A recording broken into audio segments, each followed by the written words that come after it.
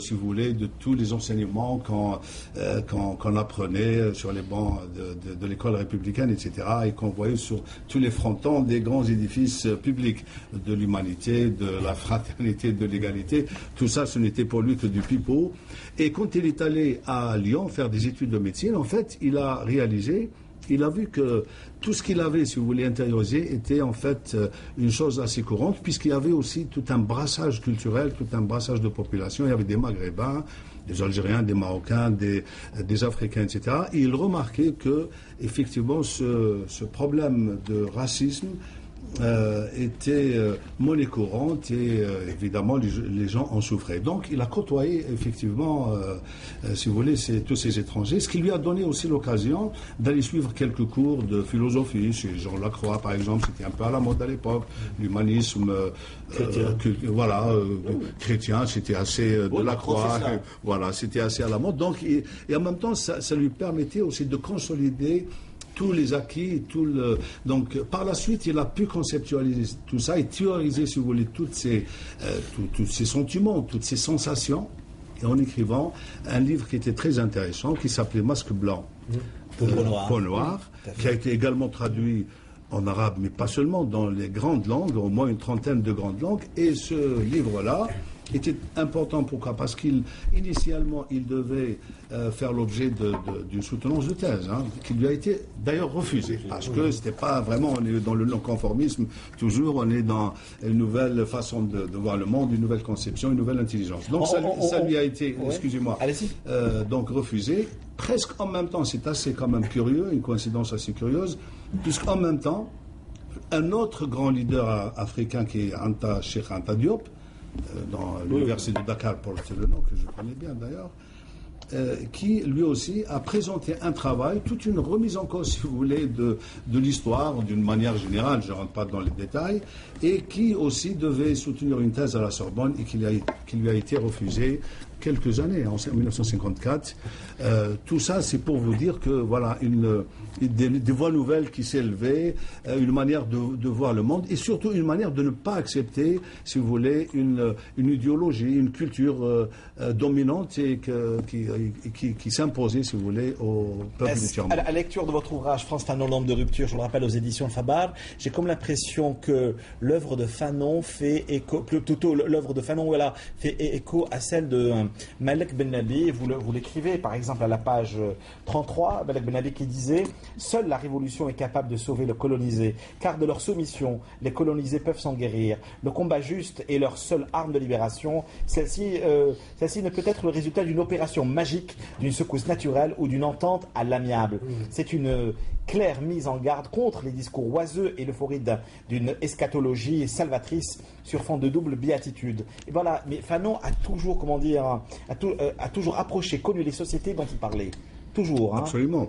Rappelons rapidement qu'il était donc écrivain, il était philosophe, sociologue, un philosophe. Il a toujours été dans cet esprit d'analyse. Il était aussi psychiatre, donc, et également un militant de terrain. Ce n'était pas un militant de salon, ce n'était pas un théoricien de salon, tout ça, c'était un véritable militant. Quand il est arrivé donc à Lyon, il a soutenu sa thèse de doctorat en psychiatrie, renforcée, si vous voulez, par toute une documentation pour une information en psychiatrie sociale, ce qui lui a permis de mieux encore connaître les sociétés. Et il a demandé à Senghor, qui était à l'époque député donc Dakar, ami de Gaulle naturellement, qui lui avait demandé s'il pouvait aller servir ses frères en Afrique, parce qu'il était animé par un dynamisme, toute une pensée comme ça pour aider les autres, tout un humanisme. Et Senghor n'a jamais daigné répondre à sa requête. Enfin, non. Il a eu une opportunité extraordinaire, une véritable aubaine, et il y avait une vacance de poste à Blida, c'est-à-dire à ex... Ex-Joinville, une des unités les plus importantes d'Afrique dans le traitement de la... Voilà. Et il est venu, donc il est arrivé en 1953. Quand il est arrivé, c'est là où son véritable travail a commencé. Le damné de la terre, Mu'addibou al-Ard, c'était pas encore écrit, naturellement. Mais là, il était quand même, il portait un bagage théorique extraordinaire, avec une expérience aussi de terrain. quand il est arrivé, il voyait des choses. Plus il avançait dans le temps et plus il remettait en cause toutes ses certitudes, tout ce qu'il avait appris, toute l'orthodoxie scolaire, tout le conformisme français, tout ce qu'il avait appris à l'école, etc. Et il voyait que dans cette unité psychiatrique, le traitement était différent selon qu'on était français ou qu'on était musulman ou d'une autre confession, d'une autre culture. Oui. Mais il faudrait aussi avancer et ne pas raconter l'ouvrage de la première à la dernière page. Il faudrait également inviter ceux qui nous regardent à aller la voir chez les bons libraires, France Fanon, Lampe de rupture. Certains critiques ont même trouvé, j'allais dire, un excès de violence chez Frantz Fanon, alors qu'il était, j'allais pratiquement dire, dans la violence de la justice.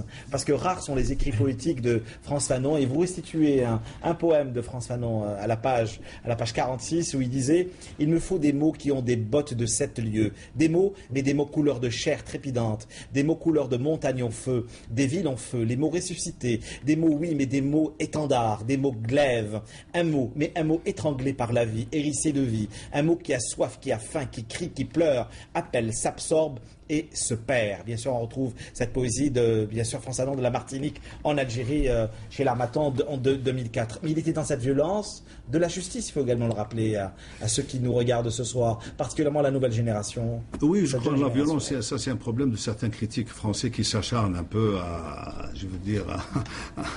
le tenir loin, si vous voulez, de... On parlait de violence de la justice. Oui, de la violence de la justice, parce qu'il n'y avait pas d'autre choix. En fait, il n'y avait pas le problème de la révolution, c'est pas vraiment une béatitude, c'est pas une opération magique, mais il fallait bien prendre les armes et d'ailleurs répondre au colon par la violence. Le colon a introduit la violence en Algérie. Par conséquent, il fallait répondre à peu près. On n'avait pas le choix. Par ce qu'il faut retenir peut-être aussi de Fanon, puisque un débat il est assez long et assez intéressant, c'est qu'il a influencé les études postcoloniales.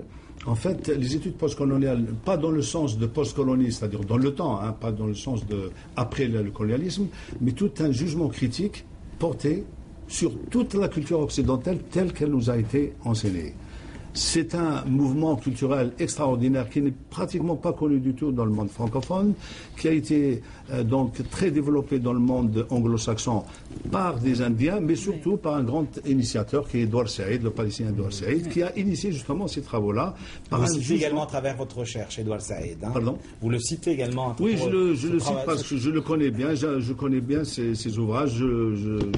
C'est quelqu'un qui n'est pas, si vous voulez, dans le conformisme, mais il n'est pas dans la génuflexion, comme le disait tout à l'heure M. Merdassi. Oui, mais j'ai presque des dizaines de questions à vous poser, mais je profite de votre passage. Est-ce qu'on connaît aujourd'hui réellement les circonstances de la rencontre entre Frantz Fanon et Jean-Paul Sartre qui a préfacé Les damnés de la terre? Mais là, on va revenir sur des questions assez sensibles. D'accord. Alors, bien sûr, le premier texte des damnés de la terre, c'est-à-dire la première version, a été préfacé par Sartre. Ouais.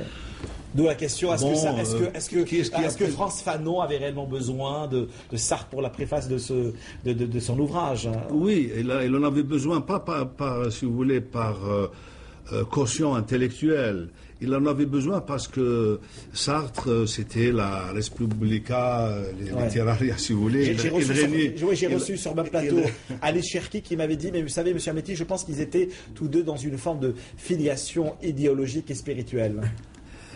Intellectuellement, je me suis frité un peu. Je me suis frité un peu avec Alice, très gentiment, qui est par ailleurs une amie.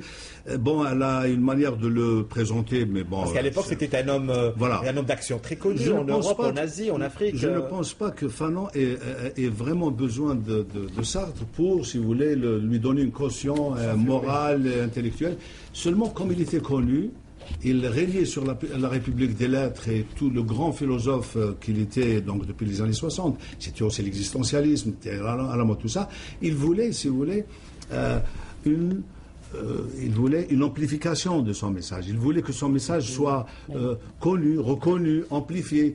Un petit noir qui venait... À l'époque, Jean-Paul Sartre avait un statut sur le plan intellectuel, sur le plan politique, totalement hors norme et exceptionnel. Seulement... Mais je me permets de revenir sur vos propos. Ce qui nous intéresse, ce qui intéresse les Algériens aujourd'hui, c'est précisément tous les éléments apportés par Fanon, ce qu'on appelle le fanonisme, sur la réflexion sur la question de la violence. Et vous l'avez dit avec raison en citant la violence de la colonisation, l'un des obstacles, l'un des handicaps majeurs de la relance du lien social en Algérie, c'est que nous n'avons pas exorcisé la charge de la violence de la colonisation. Nous n'en avons pas parlé. Et Fanon en parle très très bien. Absolument. Fanon en parle très très bien. Toutes les formes d'aliénation d'ailleurs. Oui, tout à fait. Absolument. La violence des mobilités, avec la rupture, la place de la paysannerie dans la réflexion. Oui, bien sûr. Il met, si vous voulez, le doigt aussi sur les stigmates, sur la profondeur, si vous voulez, des blessures que l'Algérien a subies, qu'on voit maintenant, si vous voulez, même 50 ans après. C'est pas des choses qui se résorbent aisément, facilement comme ça. C'est des choses très profondes. On le reçoit, moi, qui vis un peu dans l'exil entre la France et quelques autres pays. On ressent, il y a une violence en nous. C'est ce qui fait l'actualité, pardon. C'est ce qui fait l'actualité de Fanon. Absolument. Voilà, absolument. Je voulais juste dire un mot peut-être de cette préface, puisque vous en parlez. Oui, je profite pour parce boucler, que c'est Karim pour boucler. Mais la spécialiste de l'Afrique littéraire, Liliane Castello, disait ça. Dans sa préface généreuse, Sartre donnait finalement une idée assez fausse de la négritude. Il l'a présentée comme un mythe, bien sûr. Or, pour l'Africain, la négritude, ou ce qu'on désignera plus tard sous le nom d'identité culturelle, n'avait rien d'un mythe. C'était une réalité dans laquelle il trempait tous les jours. Et Fanon, il faut également le dire, Fanon ira jusqu'à remettre en question la sincérité de l'engagement de Sartre pour la cause du colonisé. Oui, il y a deux choses. De toute manière, la deuxième édition n'a pas connu la préface de Sartre. On lui a retiré la préface de Sartre. Ça, c'est pour la deuxième édition. Et aussi un autre problème avec Orphée de Senghor aussi, il avait préfacé.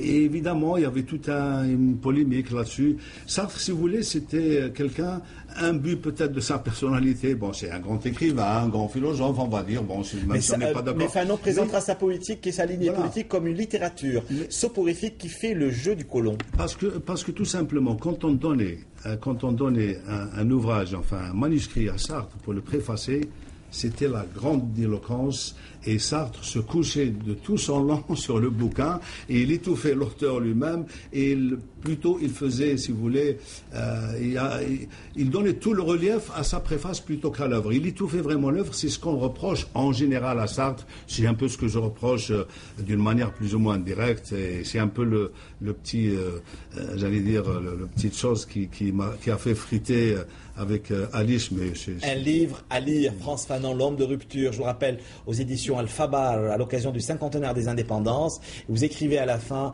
un demi-siècle et les résonances profondes des appels de Fanon ne cessent de nous interpeller comme une profession de vérité et d'espoir. On est toujours saisi par l'universalité de son message lancé à la face du monde et de cette Europe infatuée d'elle-même. C'est un juste combat, celui en définitive de la restauration d'une dignité, dans l'espérance d'une réparation, fut-elle symbolique, tant attendue certes, mais sans haine, ni dédommagement rétroactif. Et vous avez entre autres cité et repris un article paru dans le journal Al-Moujahid, bien sûr. C'est émouvant. Qui a été rapporté par Al-Moujahid, l'Al-Moujahid qui était bien sûr l'organe du FLN, où Fanon a aussi collaboré. Bien sûr, il était même rédacteur en chef. Tout à fait, qui avait titré « C'est fini, le cercueil repose sur un lit de branches de lentisque au-dessus des rondins de chêne-liège. En cette fin d'après-midi, le soleil décline. Au loin, on domine la plaine dont nous séparent les crêtes douces, bleutées dans la lumière ouatée de l'hiver.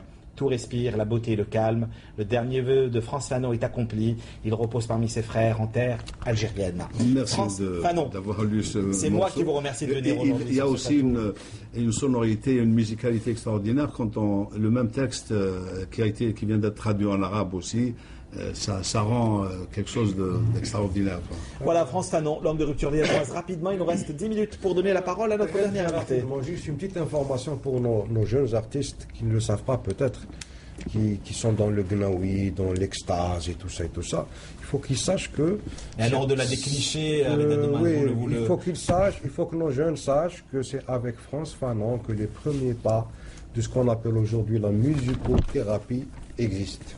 Voilà, exactement. Et avec lui, on a gagné un grand artiste, c'est Abdelrahman Aziz. Voilà, Frantz Fanon, l'homme de rupture, encore une fois, avant de rompre avec vous ce soir sur le plateau de Culture Club avant la fin de l'aventure, on va dire bonsoir à Ali Dabrala. Merci d'être avec nous encore une fois.